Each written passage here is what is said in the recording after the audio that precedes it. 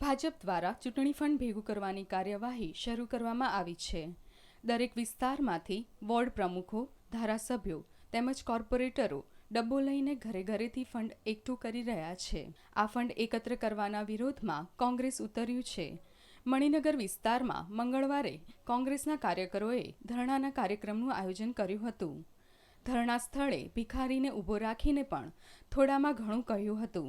કોંગ્રેસના કાર્યકરોએ આ ધરણામાં મુખ્યમંત્રી અને વડાપ્રધાન પદના દાવેદાર નરેન્દ્ર મોદી વિરુદ્ધ સૂત્રોચ્ચાર કરવામાં આવ્યા હતા। નરેન્દ્ર મોદી સભામાં કાળું નાણું ભારતમાં લાવવાની વાત કરે છે તો પછી ભાજપને ફંડની કેમ જરૂર પડી તેવા વિધક સવાલો કોંગ્રેસે કર્યા હતા।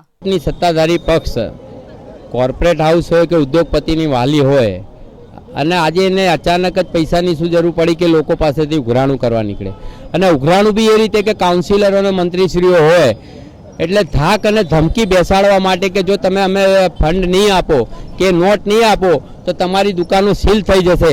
એ દહેશત ફેલાવીને જે ઉઘરાણું કરવામાં આવે છે એની સામે અમારો સખ્ત વાંધો છે। અને બીજું કે આ લોકોની જે કંઈક કિમીઓ લાવ્યા છે કે જે કાળા નાના રિઝર્વ બેંક દ્વારા 500 અને 1000ની નોટો જ્યારે બંધ કરવામાં આવી હોય અને એ 500 અને 1000નો કાળા નાનાનો ઉપયોગ આ ચૂંટણી ફંડમાં કરી શકાય કે ભાઈ આ તો પબ્લિકે આપેલા પૈસા છે અને એ રીતે એને કાળા નાનાને સફેદ કરવાનું કામ કરવાનું આ કિમીઓ છે।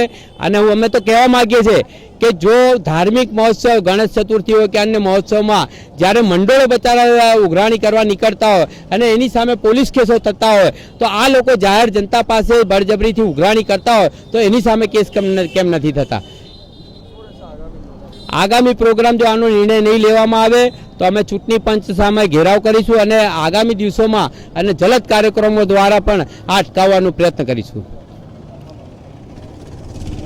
જો કોઈ તહેવારમાં ફંડ એકઠું કરવા માટે લોકો જાય તો તેવી વિરુદ્ધ પોલીસ ફરિયાદ કરે છે, જ્યારે ભાજપના લોકો ખુલ્લેઆમ આવી રીતે ફંડ એકઠું કરે છે તો તેની સામે પણ પોલીસ કાર્યવાહી થવી જોઈએ તેવી માંગ કોંગ્રેસે કરી હતી।